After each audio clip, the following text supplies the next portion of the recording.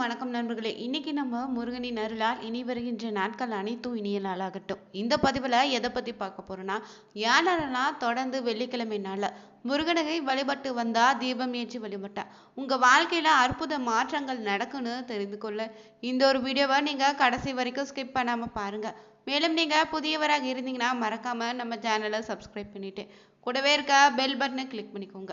நீங்க தனிப்பட்ட முறையிலும் உங்க ஜாதகத்தை பார்ப்பதாக இருந்தீங்கன்னா ஜாதகத்துல தெளிவான பதிவையும் பரிகாரத்தையும் பெற்றுக்கொள்ள நீங்க வீடியோல டிஸ்கிரிப்ஷன்ல கொடுத்துருக்க நம்பருக்கு மறக்காம கால் பண்ணி தெரிஞ்சுக்கோங்க. வாங்க நண்பர்களே, வீடியோக்குள்ள போகலாம்.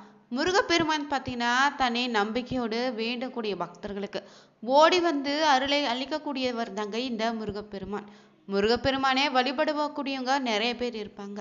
இருந்தாலும் சில ராசிக்காரர்கள் தொடர்ந்து முருகப்பெருமானை வழிபட்டா அதிர்ஷ்டம் உங்களுக்கு அதிக அளவில் கிடைக்குங்க. அந்த வகையில் பார்த்தீங்கன்னா முருகப்பெருமானை நீங்கள் வெள்ளிக்கிழமை நாளில் சில குறிப்பிட்ட முறைகளை பின்பற்றி வழிபட்டாலே உங்கள் வாழ்க்கையில் அற்புதமான மாற்றத்தையும் நினைத்து பார்க்க முடியாத அளவுக்கு பார்த்தீங்கன்னா அதிசயங்கள் நடக்க போவதையும் நீங்கள் உணரலாங்க. பொதுவாகவே வெள்ளிக்கிழமை நாளில் மங்களகரமாக சொல்வோம். ஏன்னா இந்த நாளில் தான் வீட்டை சுத்தம் செய்துட்டு வீட்டு பூஜை அறையில் விளக்கேற்றி வழிபடுவது, கோவிலுக்கு சென்று வழிபடுவதுன்னு இருப்போம். கிரகங்களில் சுக்கிரனுக்கும் தெய்வங்களில் லட்சுமி தேவிக்கும் உரிய நாள் தாங்க இந்த வெள்ளிக்கிழமை. இந்த வெள்ளிக்கிழமை நாளில் செல்வங்களுக்கு அதிபதினா மகாலட்சுமி. இந்த தாயை வழிபட்டு வந்தாலே பார்த்தீங்கன்னா நம்ம வாழ்க்கையில செல்வ வளம் சேருங்க, மங்களகரமான வாழ்க்கை அமையும். அதனால வெள்ளிக்கிழமை நாள் ரொம்ப சக்தி வாய்ந்த நாளாக இருக்கு. இந்த நாளை நாம செய்யக்கூடிய பரிகார வழிபாட்டிற்கு சார்ந்த எந்த ஒரு விஷயமும் பல மடங்கு பலனை கிடைக்குங்க. இந்த மகாலட்சுமிக்கு உரிய நாள்ல விளக்கேற்றி வைத்து விரதம் இருந்து பூஜை செய்தாலே பார்த்தீங்கன்னா உங்க வாழ்க்கையில செல்வ செழிப்போடு மன நிம்மதியும் நீங்க பெறலாம். அதே போல நீங்க இந்த வெள்ளிக்கிழமை நாள்ல ராகு கால நேரத்துல துர்க்கைக்கு விளக்கேற்றி வழிபட்டாலே குடும்பத்தில் இருக்கக்கூடிய கஷ்டங்கள் அனைத்தும் தீர்ந்துடுங்க. குலதெய்வத்தினுடைய வழிபாடும் வெள்ளிக்கிழமை நாள்ல செய்தீங்கன்னா குலதெய்வத்தினுடைய அருள் எப்போதும் உங்களுக்கு கிடைத்திடுங்க. இது பலருக்கும் தெரியாத ஒரு விஷயம் தாங்க இன்னமும் இருக்கு. இந்த வெள்ளிக்கிழமை நாள்ல முருகப்பெருமானை வழிபட்டீங்கன்னா தெய்வீக அருள் கிடைப்பதோடு மட்டும் இல்லைங்க, வெற்றிகளை உங்களுக்கு குவிந்துடும். அதுவும் வெள்ளிக்கிழமை நாள்ல பார்த்தீங்கன்னா குறிப்பிட்ட 4 ராசிக்காரர்கள் முருகப்பெருமானை தொடர்ந்து வழிபட்டு வந்தீங்கன்னா உங்க வாழ்க்கையில பல விதமான அற்புதங்களை நீங்க உணர முடியலாம். அந்த வகையில பார்த்தீங்கன்னா வெள்ளிக்கிழமை நாள்ல வழிபடக்கூடிய நபர்கள முதலாவதாக பார்த்தீங்கன்னா மிதுன ராசியை சேர்ந்த நீங்க. உங்க ராசி அதிபதியாக இருக்கக்கூடிய புதனோடு நட்பு கொண்டவர் தான் இந்த முருகப்பெருமான். அதனால வெள்ளிக்கிழமை நாள்ல காலை நேரத்திலேயே முருகப்பெருமானுக்கு பால அபிஷேகம் செய்துட்டு ஓம் சரவணபவ எனும் மந்திரத்தை பார்த்தீங்கன்னா 108 முறை சொல்லி வழிபடுங்க. இதனால உங்களுக்கு இருக்கக்கூடிய மன அழுத்தம் குறைந்துடும். புதிய வாய்ப்புகள், மகிழ்ச்சின்னு புதிய மாற்றங்களும் உங்க வாழ்க்கையில வருங்க. அடுத்ததாக பார்த்தீங்கன்னா கன்னிராசி நண்பர்களுக்கு தான். நீங்க வெள்ளிக்கிழமை நாள்ல முருகனை வழிபட்டாலே உங்களுக்கு பார்த்தீங்கன்னா சந்தேக மனம், பயம், மனக்குழப்பம் இருந்தா நீங்கிடும். மன தெளிவு பெறுங்க. வெள்ளிக்கிழமை நாள்ல நீங்க அருணகிரிநாதர் அருளிய திருப்புகள்ல இருந்து ஏதாவது ஒரு பாட்டை வாசித்தாலே கூட உங்க மனம் லேசாக மாறிடும். முருகப்பெருமானை மனதார நினைத்து இந்த நாள்ல திருப்புகழ் படிப்பதால அடுத்த வாரமே கூட நல்ல செய்தி உங்களை தேடி வருங்க. இது நிச்சயமாக பார்த்தீங்கன்னா பலருடைய வழிபாட்டு முறையில இருந்து சொல்லக்கூடிய ஒரு உண்மையான ஒரு விஷயம்தாங்க. அடுத்ததாக வரக்கூடியது தான் தனுசு ராசி நண்பர்கள். இந்த ராசியை சேர்ந்தவங்க நீங்க வெற்றி கதவு உங்களுக்கு திறக்க வேண்டும் நினைச்சுங்கன்னா வெள்ளிக்கிழமை நாள்ல தவறாம முருகப்பெருமானை வழிபட்டுவாங்க. இந்த வெள்ளிக்கிழமை நாள்ல சிவப்பு நிற மலர் இல்லைன்னா சிவப்பு நிற வஸ்திரத்தை முருகனுக்கு சாற்றி வழிபட்டீங்கன்னா உங்களுக்கு இருக்கக்கூடிய தடைகள் அனைத்தும் அகலுங்க. கல்வி, போட்டித் தேர்வுன்னு வேலை வாய்ப்பு, வளர்ச்சி அனைத்துமே உங்களுக்கு அமோகமாக அமையும். 4வது ராசின்னு பார்த்தீங்கன்னா மீன ராசி நண்பர்கள் தான். இந்த ராசியை சேர்ந்த நீங்க பார்த்தீங்கன்னா மாலை நேரத்துல முருகன் படத்திற்கு முன்னாடி விளக்கேற்றி வச்சுட்டு குறைந்தபட்சம் 1 மணி நேரம் இல்லைன்னா அரை மணி நேரமாவது சரவணபவ மந்திரத்தை சொல்லினீங்கன்னா உங்களுக்கு மன அமைதியும் ஆன்மீக சக்தி கிடைத்திடும். குடும்ப ஒற்றுமை இதனால உண்டாகிடுங்க. வெள்ளிக்கிழமை நாள்ல நீங்க பார்த்தீங்கன்னா திருப்பரங்குன்ற முருகன் இல்லைன்னா உங்களுக்கு இஷ்டமான ஒரு முருகப்பெருமான் இருப்பார். அந்த முருகப்பெருமானை பார்த்தீங்கன்னா உங்க வீட்டுக்கு அருகில் இருக்கக்கூடிய முருகனை மனதார வழிபடுங்க. உங்க வாழ்க்கையில பல நல்ல மாற்றத்தை நீங்க உணரலாங்க. அதே போல இந்த வெள்ளிக்கிழமை நாளை விளக்கேற்றி வைத்துட்டு சிவப்பு நிற மலர்களை முருகனுக்கு படைத்துட்டு பாலை நெய்வேத்தியமாக படைத்து ஓம் சரவணபவ எனும் மந்திரத்தை இல்லைன்னா கந்த சஷ்டி கவசத்தை நம்பிக்கையோடு நீங்க படித்து வந்தீங்கன்னா முருகனுடைய அருளால விரைவாக உங்களுக்கு நீங்க நினைச்சாது அனைத்தும் நிறைவேறும். தொடர்ந்து நம்ம முருகப்பெருமானுக்கு ஏற்ற வேண்டிய தீபத்தினுடைய பயன்கள் என்ன, எந்த தீபத்தை ஏற்றினா முருகனுடைய அருள் உங்களுக்கு விரைவில் கிடைக்கும்னு தான் தெரிஞ்சுக்க போறோம். நெய் தீபம் எலுமிச்சை தீபம் போலதாங்க. தீபங்களை ஏற்றுவதோடு முருகனுக்கு மிகவும் பிடித்த ஒரு தீபம்னா அது வெற்றிலை தீபம் தான். இந்த தீபத்தை நீங்க தொடர்ச்சியாக பார்த்தீங்கன்னா 9 வாரங்கள் ஏற்றிவாங்க. மனமுருகி வெற்றிலை தீபம் ஏற்றி வந்து நீங்க முருகனை வழிபடும் போது நீங்க நினைக்கின்ற காரியங்கள் அனைத்தும் நிச்சயம் நிறைவேறும். குறிப்பாக இந்த தீபத்தை பார்த்தீங்கன்னா குழந்தை வர வேண்டுவங்க முதல் திருமண விரைவில் கைகூட வேண்டுன்னு அனைவருமே நீங்க இந்த ஒரு வெற்றிலை தீபம் ஏற்றி வழிபட்டாலே அதற்கான பலனை விரைவில் நீங்க பெறலாங்க.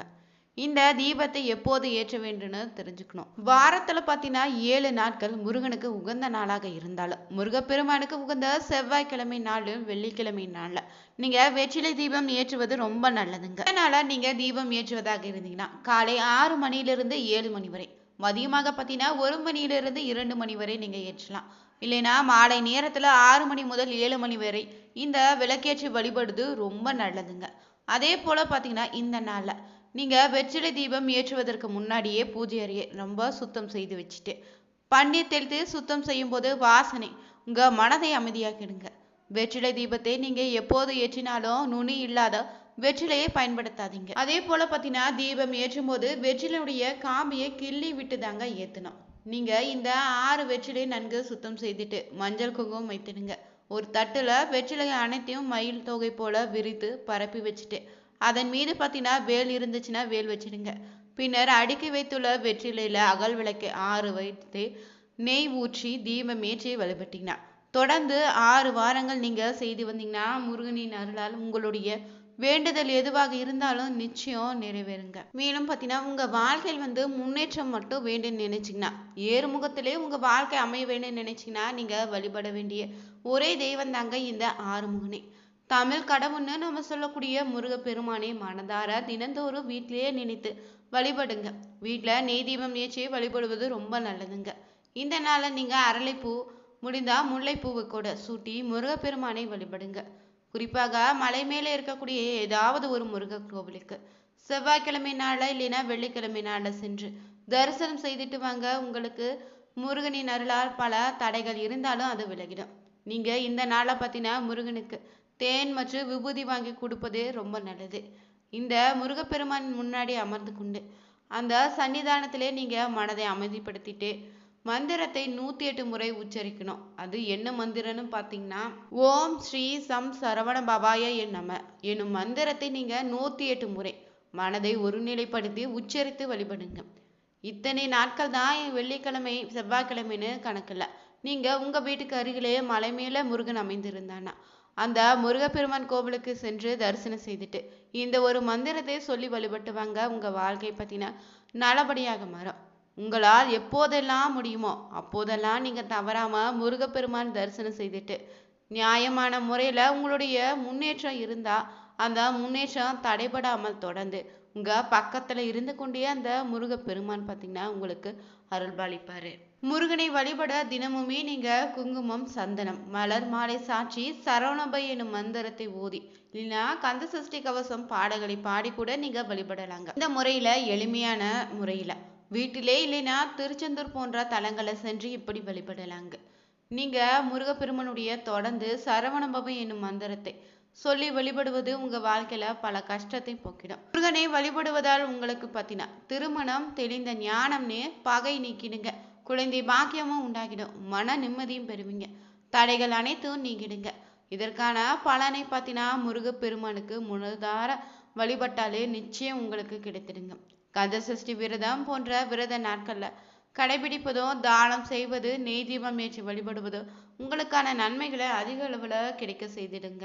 முருகனுக்கு பார்த்தீங்கன்னா வைகாசி மாதம் விசாக நட்சத்திர நாள்ல பிறந்ததால நட்சத்திரமும் அவருக்கு உரியதாக இருக்குதுங்க. அதே போல கார்த்திகை நட்சத்திரமும் முருகப்பெருமானுக்கு உரியது.